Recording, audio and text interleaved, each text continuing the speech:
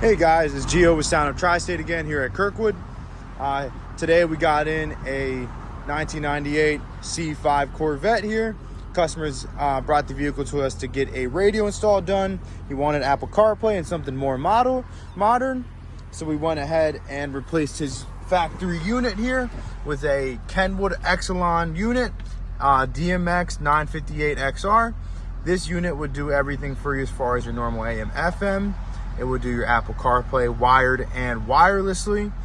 It will also do any USB media and things like that.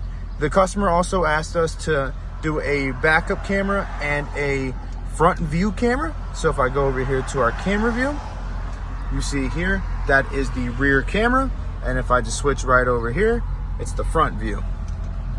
He wanted that so he knows where to park and how to park better. We implemented our own little USB in the center console of the vehicle, as the customer asked. Since I am recording the video, it would not allow me to do wireless CarPlay, but for recording purposes, if I plug my charger on in here, just give it on 1 second, CarPlay will go ahead and load up, and just like any other vehicle, CarPlay would operate as it's supposed to. If you would like to take a look at the cameras here,